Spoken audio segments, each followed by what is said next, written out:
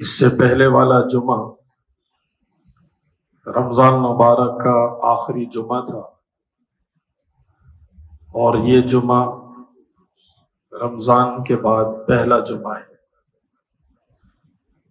اللہ تعالیٰ نے رمضان مبارک کے مہینے میں تمام مسلمانوں کو بہت ساری عبادات کے ساتھ منسلک رکھا، روزوں کے ساتھ منسلک رکھا، قرآن کریم کے ساتھ جوڑے رکھا، تراویح جیسی مبارک نماز کے ساتھ اللہ نے وابستگی رکھی، اور اللہ کے راستے میں مال خرچ کرنے کے ساتھ اللہ نے جوڑا، مساجد کے ساتھ اللہ نے جوڑا، نمازوں کی پابندی اللہ تعالیٰ نے عطا فرمائی، دعاؤں کے ساتھ اللہ تعالیٰ نے جوڑا، تہجد کے ساتھ اللہ تعالیٰ نے جوڑا، نوافل کے ساتھ اللہ تعالیٰ نے ہمیں جوڑا۔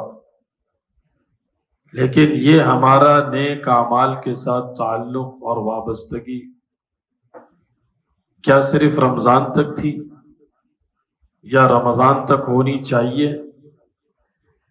یا ساری زندگی ہم ان تمام اعمال کے پابند ہیں؟ رمضان تو ہمارے لیے جگانے کا مہینہ تھا، ہمیں یاد دہانی کا مہینہ تھا، ہمارے لیے تربیت کا مہینہ تھا۔ اللہ تعالیٰ نے ہمیں ایک ٹریک پر چلایا کہ یہ چل گئے، اب اس طرح چلتے رہنا ہے۔ جب بچہ چلنا سیکھتا ہے تو والدین اس کو انگلی پکڑ کر چلانے کی پریکٹس کرواتے ہیں کہ ایسے چلنا ہے۔ ساری زندگی اس کو انگلی پکڑ کر نہیں چلاتے، وہ جب چلنے لگ جاتا ہے تو اس کو چھوڑ دیتے ہیں کہ اب چلتے رہو، اب اسی طرح سے رہو، اب 4 پاؤں سے نہیں چلنا، اب بیٹھ بیٹھ کر نہیں چلنا، اب 2 پاؤں پر چلنا ہے، بغیر سہارے کے چلتے رہنا ہے۔ بالکل ہمیں بھی انگلی پکڑ کر سکھایا گیا، ایک ماحول ہمیں اللہ تعالیٰ نے ایسا دیا چاروں طرف سے، ہر چیز آسان، تہجد آسان اس لیے کہ اٹھنا بڑا آسان، روزہ آسان سب روزہ رکھ رہے، قرآن آسان اس لیے کہ تراویح ہو رہی ہے، خرچ کرنا آسان، مزاج بنا ہوا ہے، چاروں طرف سے ایک ماحول ہمیں ابھار رہا ہے۔ تو ہمیں اللہ تعالیٰ نے ایک چیز پر چلایا، اور چلانے کے بعد ہم سے مطالبہ کیا اب اس طرح چلتے رہنا ہے، اب اس کو جاری رکھنا ہے، اب اس کو ختم نہیں کرنا۔ ہم جاری رکھیں اپنے ان تمام اعمال کو، اس کے لیے سب سے پہلی چیز جو ہے نا وہ ہے شکر۔ ہم اللہ تعالیٰ کا شکر ادا کریں کہ یا اللہ آپ کا شکر ہے آپ نے روزے رکھوائے، آپ کا شکر آپ نے تراویح کا اہتمام کروایا، آپ کا شکر آپ نے قرآن کی تلاوت کی توفیق عطا فرمائی، آپ کا شکر کہ آپ نے 5 نمازوں کی پابندی بھی دی، آپ کا شکر کہ آپ نے اپنے راستے میں مال خرچ کرنے کی بھی توفیق دی، آپ کا شکر کہ آپ نے مساجد کے ساتھ وابستگی بھی دی۔ جب ان تمام اعمال پر ہم شکر ادا کریں گے اللہ تعالیٰ کا، تو شکر کا سب سے بڑا فائدہ یہ ہے کہ شکر سے نعمت چھنتی نہیں ہے، نعمت صرف برقرار نہیں رہتی بلکہ اللہ تعالیٰ نعمت میں اضافہ کر دیتے ہیں۔ تو ہمیں شکر گزار بننا ہے، ان تمام نیک اعمال پر ہمیں اللہ تعالیٰ کا شکر ادا کرنا، اور یہ قرآن کریم میں اللہ تعالیٰ کا پیغام ہے کہ لَإِن شَكَرْتُمْ لَأَزِيدَنَّكُمْ، کہ اللہ تعالیٰ فرماتے ہیں اگر تم نے میرا شکر ادا کیا تو میں ضرور ضرور تمہاری نعمت کو بڑھاؤں گا۔ صرف یہ نہیں کہ میں نعمت کو بڑھاؤں گا، یہ ضرور ضرور میں نے ایسے ہی آپ کے سامنے ذکر نہیں کیا، یہ قرآن کریم کے الفاظ ہیں، لَأَزِيدَنَّكُمْ۔ یہ ایک جملہ ایسا ہے کہ اس کی ابتدا اور اس کی انتہا دیکھنے میں تو چھوٹا سا جملہ ہے نا، لَأَزِيدَنَّ لَأَزِيدَنَّ، لیکن جو لوگ عربی گرامر سے واقفیت رکھتے ہیں ان کو معلوم ہے کہ اس جملے کی ابتدا لا اور اس جملے کی انتہا دنّا، یہ دونوں اس بات کی طرف ہمیں آگاہ کرتی ہیں کہ اللہ تعالیٰ صرف یہ نہیں فرماتے کہ میں نعمت کو بڑھا دوں گا، بلکہ اللہ تعالیٰ یہ فرماتے ہیں کہ میں ضرور نعمت کو بڑھا دوں گا۔ اللہ تعالیٰ کی طرف سے پکا ٹھکا وعدہ ہے، اللہ تعالیٰ کی طرف سے 100% یقین دہانی ہے۔ تو پہلی چیز تو یہ ہے کہ ہم اللہ تعالیٰ کی نعمت کا شکر ادا کریں، نعمت کو ہم سمجھیں۔ بندہ نعمت کو سمجھے گا تو نعمت کا شکر ادا کرے گا۔ ہمیں اللہ نے مال دے دیا، ہم کہتے ہیں بڑی نعمت ہے۔ اللہ نے ہمیں کوئی اچھی گاڑی دے دی، ہم کہتے ہیں اللہ کی بڑی نعمت ہے۔ اللہ نے کسی کو نیک و صالح اولاد دے دی، ہم کہتے ہیں اللہ تعالیٰ کی بڑی نعمت ہے۔ اللہ نے کاروبار میں ترقی دے دی، ہم کہتے ہیں اللہ تعالیٰ کی بڑی نعمت ہے۔ ٹھیک ہے، یہ نعمت ہے اور اللہ کی طرف سے نعمت ہے۔ ان نعمتوں کے ملنے کے بعد ہم ایک اچھی زندگی گزار سکتے ہیں، بالکل نعمت ہے۔ لیکن رمضان میں جو اللہ تعالیٰ نے نیک اعمال کرائے، کیا وہ نعمت نہیں ہے؟ وہ بہت بڑی نعمت ہے۔ اس نعمت کے ذریعے سے بھی ہم اچھی زندگی گزار سکتے ہیں۔ کون سی؟ آخرت والی۔ دنیا کی اچھی زندگی گزارنے پر جب ہمیں چیزیں ملتی ہیں بڑے خوش ہو جاتے ہیں کہ اللہ کی یہ نعمت بھی مل گئی، یہ نعمت بھی مل گئی، یہ نعمت بھی مل گئی۔ اب یہ نہیں سوچتے کہ اس دنیا کی اچھی زندگی گزارنے کے لیے جو نعمتیں ملی ہیں، زندگی ہے کتنی؟ 40 50 60 70 سال بس۔ لیکن اللہ تعالیٰ نے جو آخرت کی زندگی اچھی کرنے کے لیے ہمیں جو نعمتیں دی نا رمضان میں، یہ بہت بڑی نعمت ہے۔ اس کے ذریعے سے وہ زندگی ہماری اچھی ہو رہی ہے جو نہ ختم ہونے والی زندگی، اس لیے اس پر تو بہت بڑا شکر بنتا ہے۔ جس طرح گھر گاڑی پر ہم شکر ادا کرتے ہیں، تو نیک اعمال پر تو بہت زیادہ شکر ادا کرنا چاہیے کہ یا اللہ ہم اس قابل نہیں تھے، آپ نے اتنا عظیم مہینہ ہمیں دے دیا، اتنے نیک اعمال کے ہمیں توفیق عطا فرما دی، یا اللہ آپ کا شکر۔ لیکن دیکھیں، شکر کے بعد ایک دوسری چیز جو ہے نا، ہر چیز کی حفاظت ہوتی ہے، ہر چیز کی ایک کیئر ہوتی ہے۔ بندہ کوئی گاڑی لیتا ہے، اس کی حفاظت نہ کرے، پھر آپ دیکھیں کیا ہوتا ہے۔ ہر تھوڑے دن میں وہ بونٹ کھول کر اس کا آئل چیک کر رہا ہوتا ہے، اس کا پانی چیک کر رہا ہوتا ہے، اس کی ٹیوننگ کرا رہا ہوتا ہے۔ وہ نہ کرائے پھر وہ کسی کام کی بھی نہیں رہے گی۔ ایک بندے کے پاس موٹر سائیکل ہوتی ہے، وہ ہر 2-3 مہینے کے بعد مکینک کے پاس جاتا ہے، وہ کہتا ہے اس کی ٹیوننگ کر دو، اس کا آئل بھی چینج کر دو، اس میں جو چیزیں خراب ہیں اس کو بھی چینج کر دو۔ آپ نہ کرائیں، مینٹیننس نہ کرائیں، حفاظت نہ کریں، پھر دیکھیں یہ چیز آپ کے کام نہیں آئے گی۔ ایک بندے کے گھر میں لوہے کی چیزیں لگی ہوئی ہیں، وہ اس کی کیئر کرتا ہے، حفاظت کرتا ہے، پانی نہیں لگنا چاہیے، تھوڑے عرصے کے بعد رنگ کروا لینا چاہیے ورنہ زنگ لگ جائے گا، چیز خراب ہو جائے گی۔ حفاظت نہ کریں، پھر دیکھیں وہ چیز کام نہیں آئے گی۔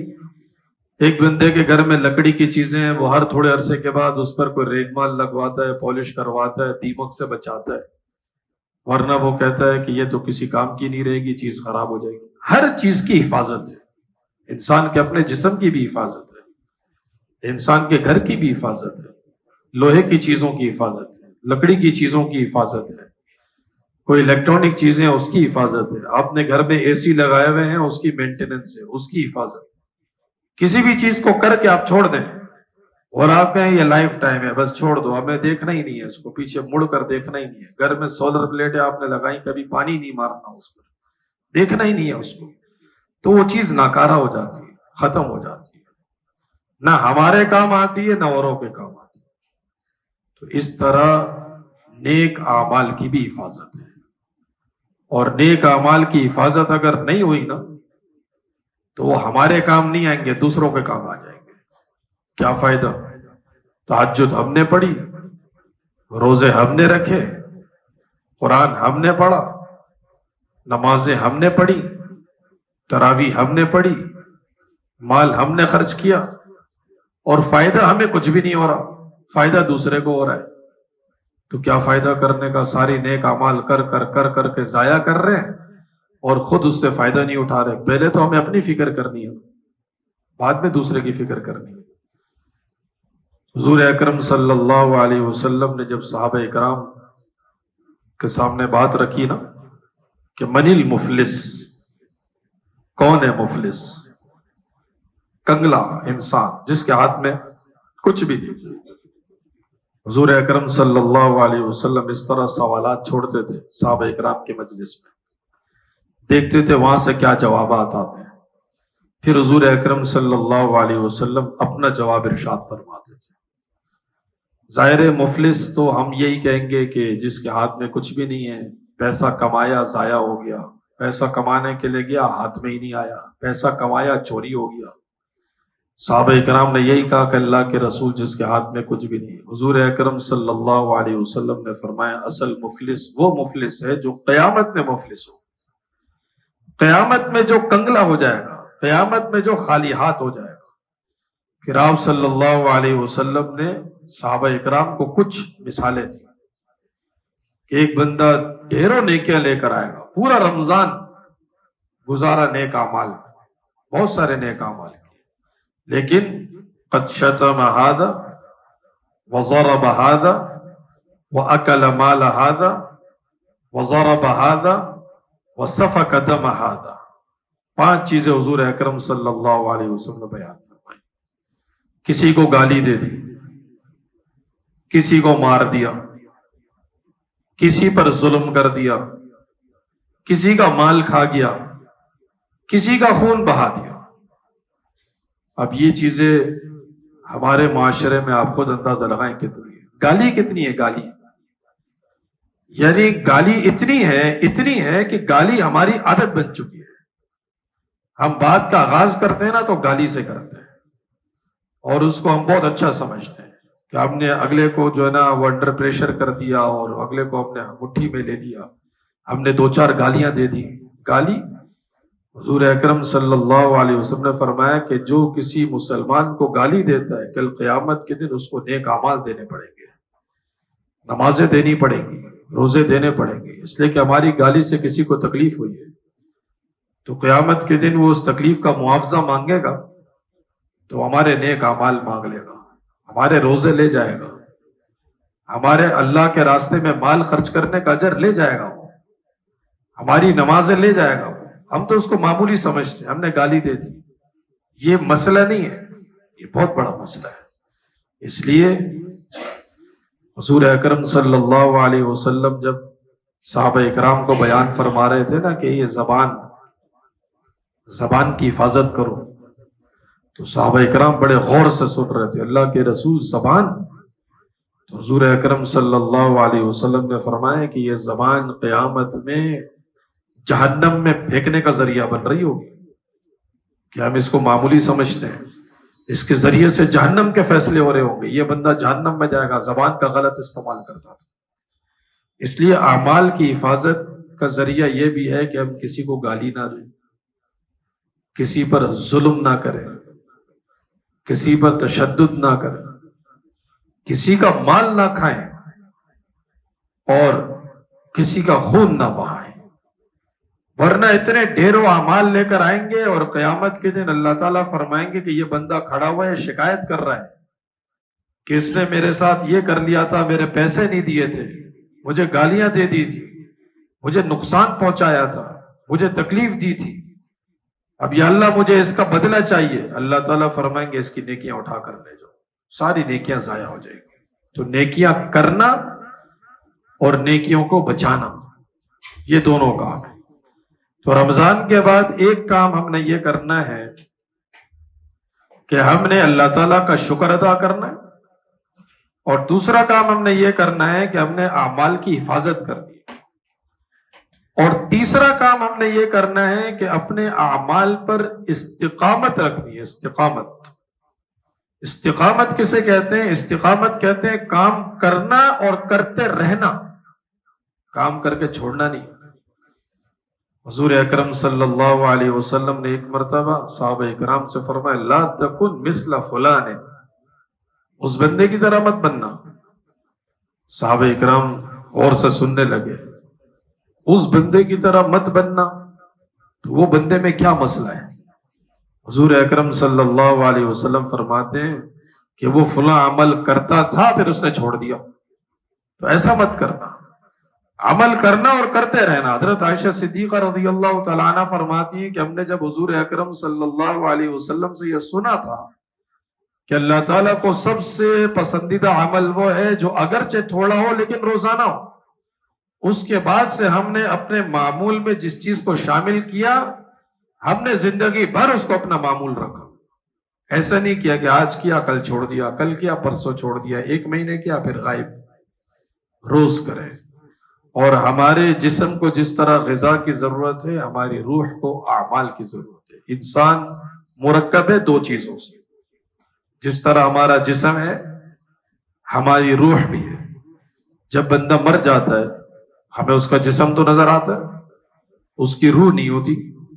تو روح بھی انسان کا حصہ ہے اور جسم بھی انسان کا حصہ ہے. جس طرح انسان کے جسم کی غذا ہے کھانا پینا سونا، اس طرح انسان کے روح کی بھی غذا ہے، وہ ہے نیک اعمال سے روح کو تازہ رکھنا، نیک اعمال سے روح کو زندہ رکھنا. اس لیے جو ہم نے رمضان میں اعمال کیے ہیں، اگر ہم زیادہ کرتے تھے تو ہم اس کو تھوڑا سا کم کر دیں، لیکن ہم استقامت کے ساتھ اعمال کرتے رہیں. استقامت پر اللہ تعالیٰ کے بڑے وعدے.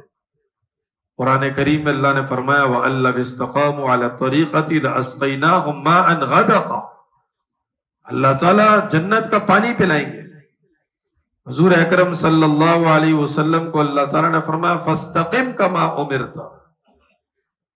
آپ استقامت رکھیں، اعمال کو جاری رکھیں. قرآن کریم میں اللہ نے فرمایا ان الذین قالوا ربنا اللہ ثم استقاموا. جو لوگ ربنا اللہ کہہ گئے کہ اللہ ہمارا رب ہے، ہمیں زندگی اللہ کے احکامات کے مطابق گزرے، ثم استقاموا، پھر اس پر ڈٹ گئے، اعمال کرتے رہے، تو فائدہ کیا ہوگا؟ تتنزل علیہم الملائکۃ الا تخافوا ولا تحزنوا وابشروا بالجنة التي كنتم توعدون نحن اولیاؤکم فی الحیات الدنیا وفی الآخرہ ولکم فیہا ما تشتہی انفسکم ولکم فیہا ما تدعون. آپ پڑھتے چلے جائیں، اگر آپ کو عربی آتی ہوگی آپ کو مزہ آ جائے کہ ہمیں استقامت پر اللہ تعالیٰ کتنا بڑا اجر دیں گے. اللہ فرماتے ہیں کہ قیامت میں خوف نہیں ہوگا، قیامت میں غم نہیں ہوگا، قیامت میں جنت کی بشارتیں مل رہی ہوں گی. دنیا میں اللہ تعالیٰ ہمارے مددگار ہوں گے، آخرت میں اللہ ہمارے مددگار ہوں گے.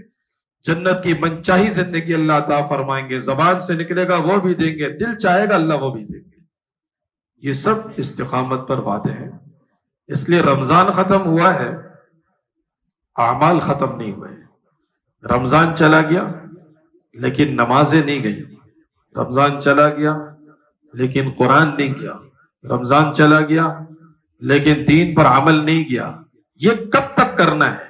عید کا چاند نظر آنے تک نہیں، بلکہ اللہ تعالیٰ نے فرمایا وَاعْبُدْ رَبَّكَ حَتَّى يَأْتِيَكَ الْيَقِينُ. اس وقت تک عبادت کرنی ہے جب تک موت نہیں آ جاتی، ہمیشہ عبادت کرنی. اب رمضان کی مناسبت سے کچھ اعمال تو ابھی سے ہم شروع کر دیں. وہ کیا ہے؟ ایک تو ایام 20 کے روزے اور شوال کے 6 روزے.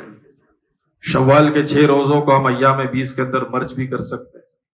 ابھی جو اپریل کا مہینہ آگے آ رہا ہے، غالباً 2، 3، 4 اپریل ایام 20 کے ایام ہے، چاند کی 13، 14، 15 تاریخ ہے. ہم اس میں بھی 3 روزے رکھیں، ایام 20 کا ثواب بھی ملے گا، شوال کے 6 روزوں کا ثواب بھی ملے گا.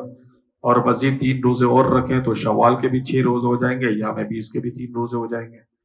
حضور اکرم صلی اللہ علیہ وسلم نے فرمایا جو ہر مہینے 3 روزے رکھتا ہے اللہ تعالیٰ پورے مہینے روزے رکھنے کا ثواب عطا فرماتا ہے.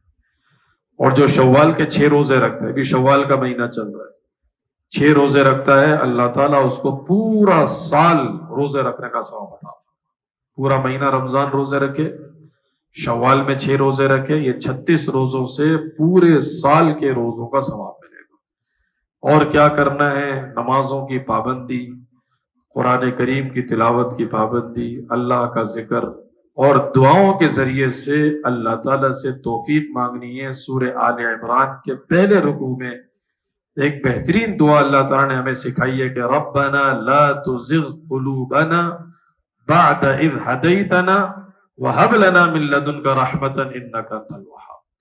یا اللہ جب آپ نے سیدھے راستے پر چلا دیا ہے نا، تو یا اللہ اس کے بعد ہمیں سیدھے راستے سے اب ہٹانا نہیں، اور یا اللہ اپنی رحمت ہم پر بھیجنا، اور بے شک آپ خوب عطا کرنے والے. اللہ سے مانگنا بھی ہے اور استقامت بھی کرنی ہے، اپنے اعمال کو بچانا بھی ہے، اللہ تعالیٰ کا شکر بھی ادا کرنا ہے. اللہ ہم سب کو عمل کرنے کی توفیق عطا فرمائے. وآخر دعوانا